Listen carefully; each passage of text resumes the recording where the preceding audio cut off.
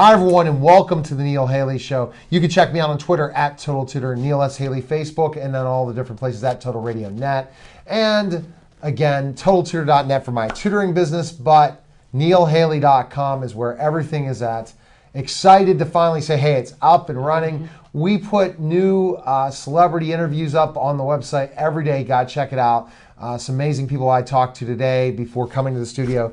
Ken Jeong, ABC Dr. Ken. I had someone promoting a show, ABC's Conviction, that was from King of Queens, and also promoted Dancing with the Stars. So go there and you'll check it out. And I'm excited to welcome to the program my co-host, WPL Hall of Famer, UNLV running rep, ESPN analyst, Coach Karen Hall. Coach, another great guest we already had. And I like always having somebody a second time because we're kind of knowing the story, learning about who they are as a person, and then we make those connections from that, right, Chris? Right.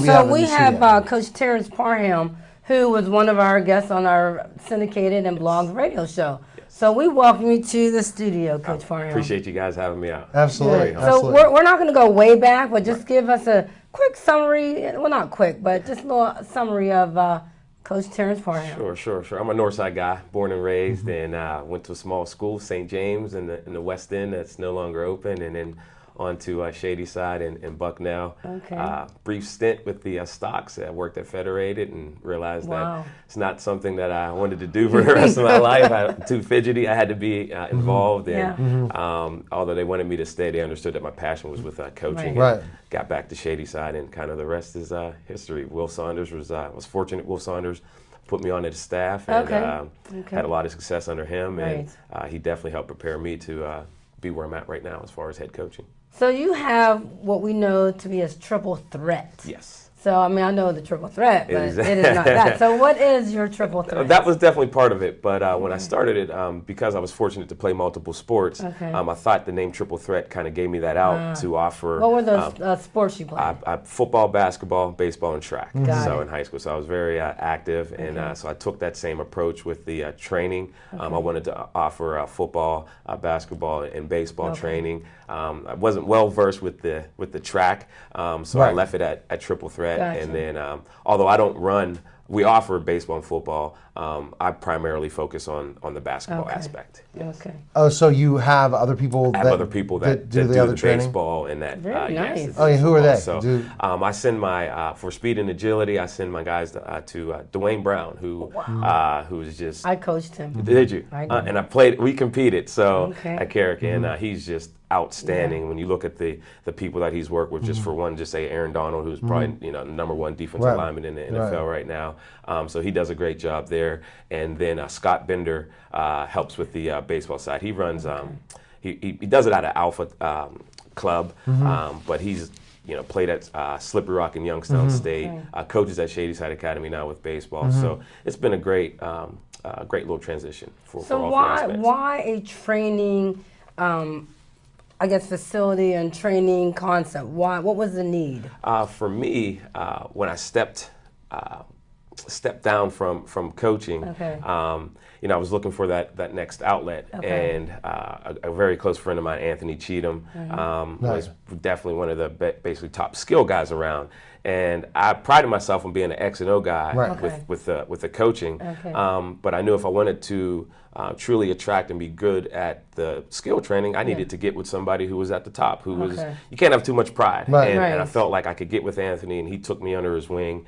And what happened basically was he left town, and his clientele needed a trainer. And so I said, if I'm going to do this and do it at the level that Anthony's been doing it at, I better hit the books. And I did that, and very fortunate that his clientele base kind of stuck with me. And then by treating people, right, and not promising anything, word got out. And I've never made a call to anybody to come train. They've kind of found me, and I pride myself on that. Very nice. Really that's important because you're trying to get personal referrals instead of the advertising end, because you have people that have trusted who you are. And what you're able to do. Yeah. You said it.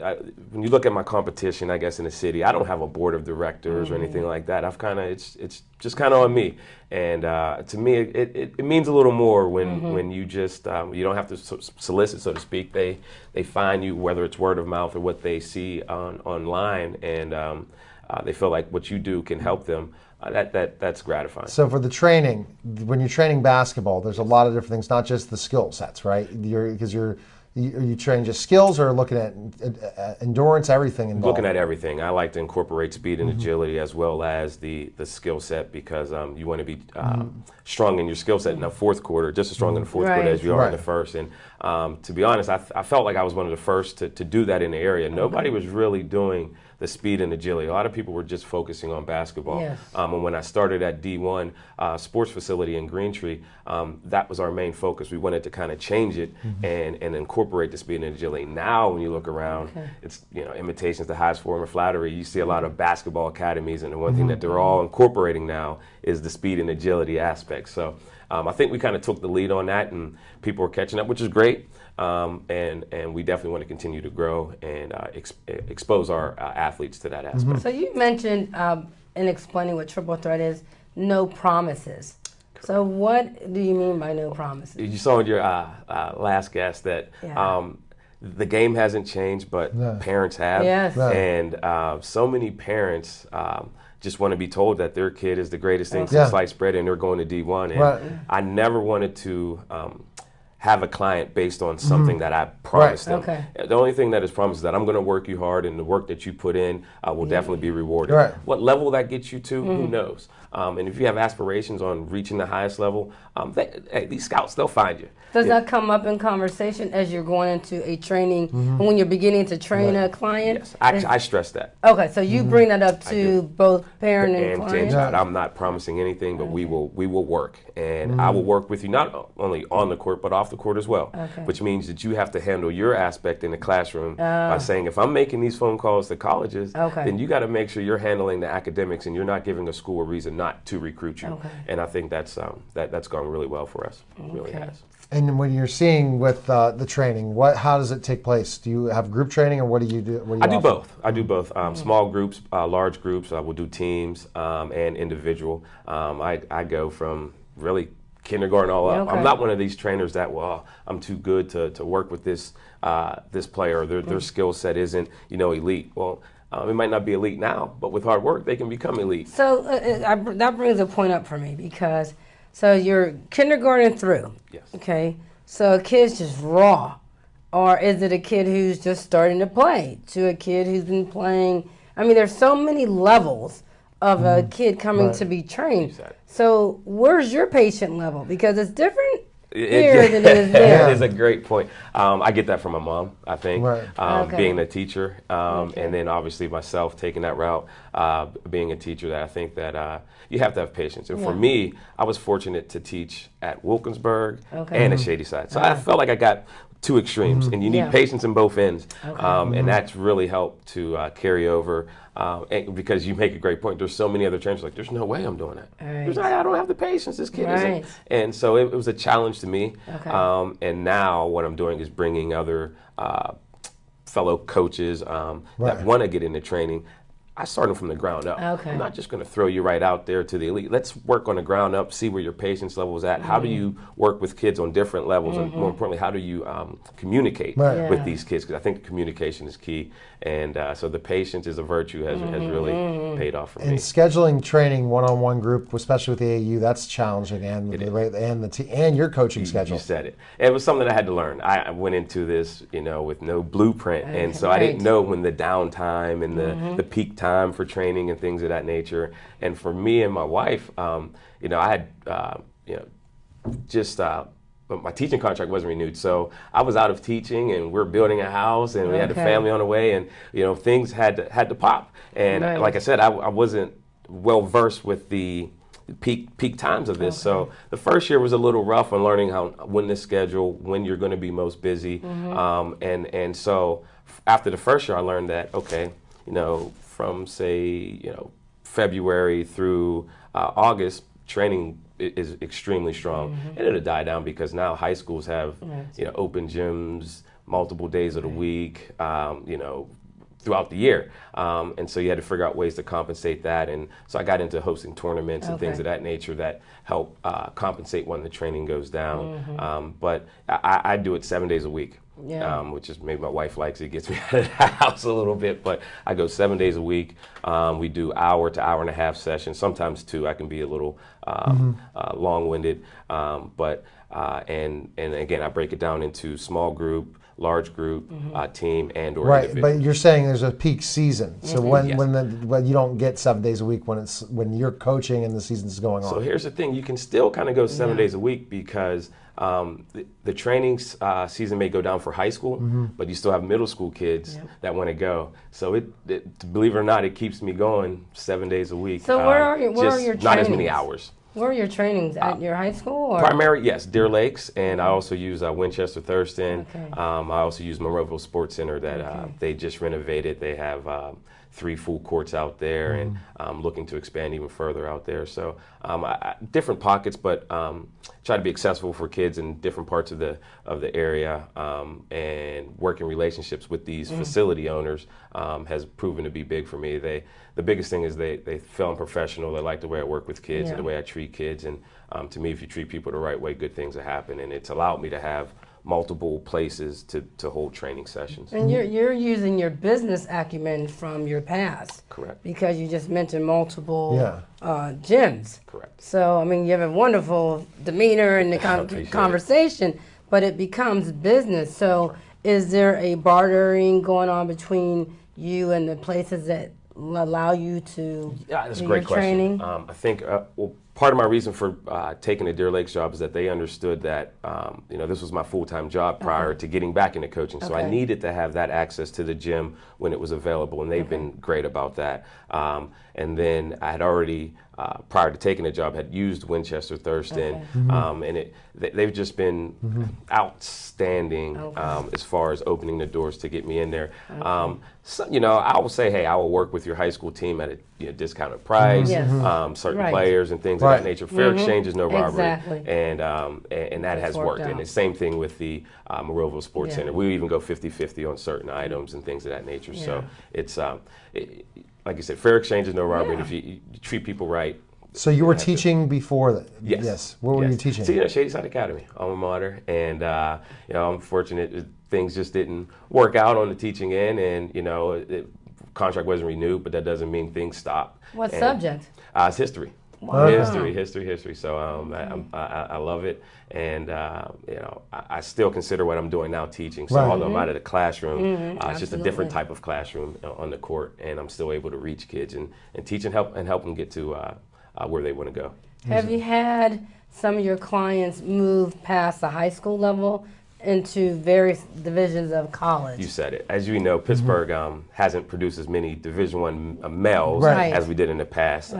But just recently, I just had Julian Batts from Jeanette, who I was able to work with for a long time. He just got his scholarship to Long Island University, so he did a great job last year. Matt D'Amico from Fox Chapel, their all-time leading scorer, had a scholarship to Clarion University, and now I didn't work out there, but he's at St. Vincent's, which is a top 10 Division III program. Corey Stanford from Penn Trafford, to name another, who had an outstanding high school career, went down to Catholic University, freshman All-American, Player of the Year ECAC. So these guys have taken what we've worked in and not only but trusted in their ability that they belong at the level that they're at, and that good things can happen with hard work. And so now with some of these guys, like a guy like Corey, who's having a great career, we're looking to maybe see now if you can get it to the next level overseas. And nothing is impossible, no matter what level. So when we get back, more with Coach Terrence. You're watching the Neil Haley Show, and I'm going to be interested in learning about what's going to happen with Deer Lakes this year. And again, this whole conference realignment. I would not want to be a parent right now with the travels. We'll be back in just a moment.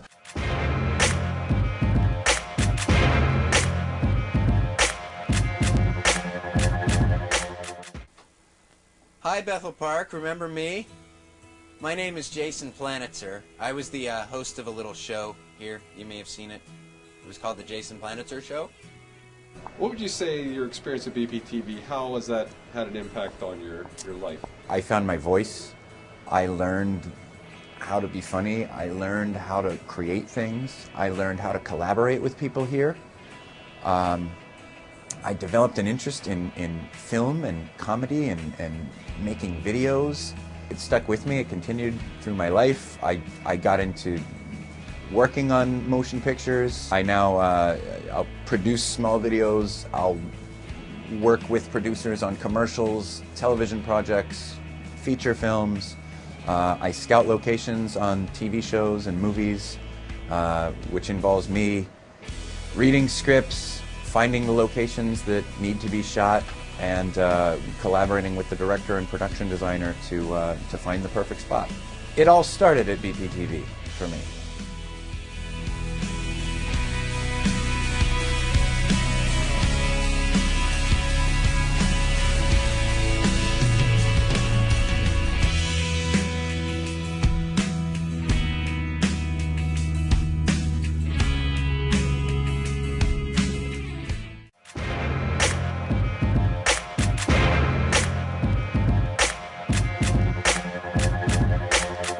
We're back to the Neil Haley Show, and I'm with Coach Terrence and Coach Hall. And Coach, I tell you, he's working 7 days a week. Yeah. How are you able to do that? I run for 5 almost straight, and then I work some in the weekend. But 7 days of training, it can get taxing and tiring. Extremely understanding wife. Again, I think sometimes she likes the fact that I'm out of the house, but we have a great plan. I'm at home with the boys during the day, and when she gets off of work, I take my job to the gym and get at it. And then on the weekends, she's off, so it allows me to train full time. I'm also running. It's our second year running an all girls fall league out at North Allegheny. It's really the only girls fall league in Western PA, which is taken off as well. So busy, but understanding that hard work is needed, and staying busy is what you have to do if you're ready. And be a successful entrepreneur. You said and it. so did you learn a lot of that at Bucknell and stuff, this entrepreneurship and stuff?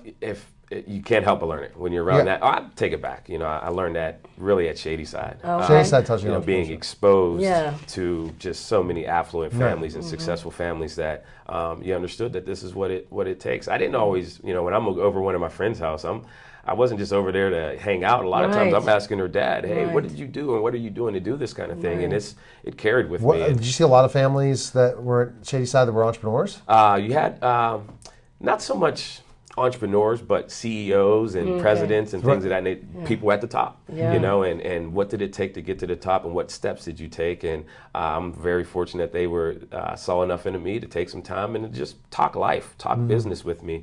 And it was something that I wasn't always getting, say, from on the north side. It was just two different cultures, so to speak. But your exposure was all over. I mean, you had North Side, Shadyside Academy, like the basketball. Yes. So you got all this going on, which is, now today you took all that, made it work for you. I'd like to know, of all those conversations with the CEOs, the CEOs, and different exposure experiences, was there one or a few commonalities that was equaling success or leadership or how to do? Yeah, I think one of them came from one of my kids that I trained, Mr. Cordero.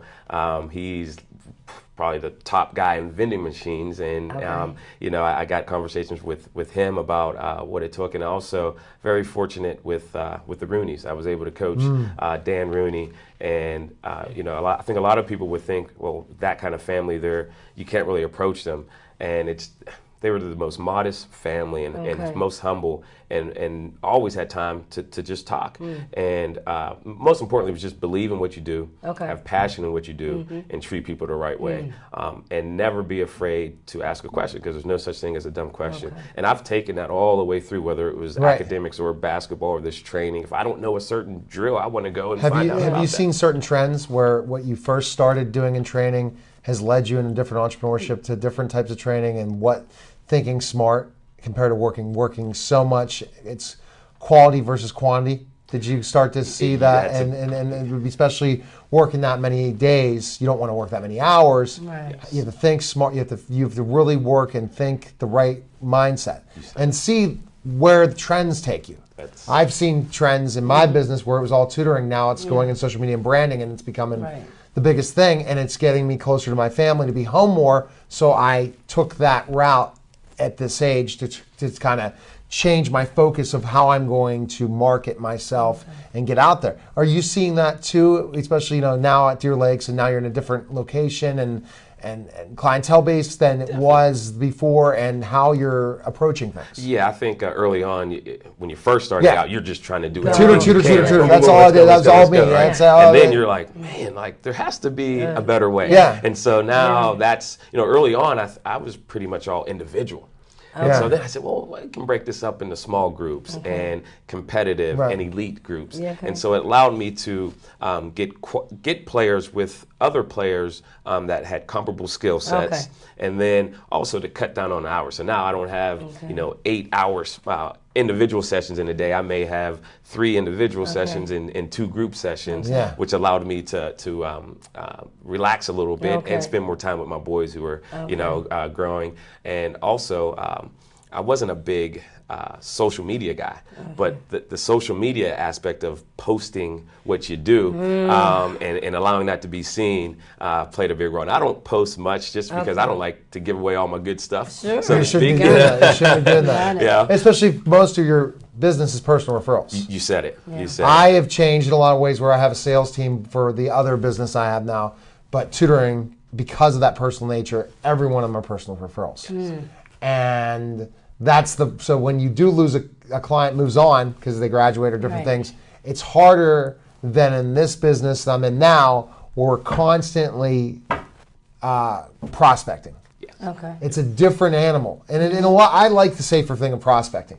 It's nice to wait for that phone to ring. Yeah. But you have the success, but it can get taxing at different times. It can, and the website, and just being visible that way, people going and seeing what you do with the different. And also, I thought you had to be reasonably priced. I feel extremely confident in my ability to teach skill, but I also know everybody's economic situation is different, and I know what some of the people are charging. And for me, it's hard for me to ask somebody to spend that kind of money with me when you still have light bills and a family to take care of. And I know that growing up, I wouldn't have been able to afford that price. And so I just want to make it accessible for everybody. That's why I offer payment plan packages and things of that nature. So how about Deer Lakes? Give us update us. Deer Lakes, I tell you what. First of all, I didn't expect to be back in coaching this soon. But when I got contacted from the AD, who we have a history, it was intriguing. I was always going to games when I taking the 2-year hiatus. And my wife kind of knew I had the itch, and she said, go for it. I went out and applied. A totally different challenge. At Shadyside, although we were accused of recruiting, that wasn't the case. We just had kids that worked. And once you establish a program, the next group doesn't want to be the ones to let that down. Work it's out. And work it's out. And now I'm at a program that hasn't won a playoff game since 1985. And, being close has been okay, and that's not me. And so we're going to change it. I'm not the previous coach. He did all that he could, and he decided it was time for him to move on, which opened the door for me. And so now I'm exposing these kids to different things as far as the skill training and things that I couldn't do my first stint at Shadyside because I wasn't a skill trainer. So I've been doing all skill in the summer, and just recently we started working on our offense and defensive sets. And so we'll be a little bit behind in the shootout that we're going to into this Sunday. But I think skill-wise, I think you need the skill to be able to play. So we focus on that first at Deer Lake. So getting the kids out of their comfort zone and putting them in places that make them, have to deal with adversity. Right. Because as we all know, you're going to deal with it on the court and off the court. So let's attack it. What about the mindset? Because they haven't won their playoff game since 1985. This is 2015, 16. Yes. So the mind has to think, well, what's going to be different now?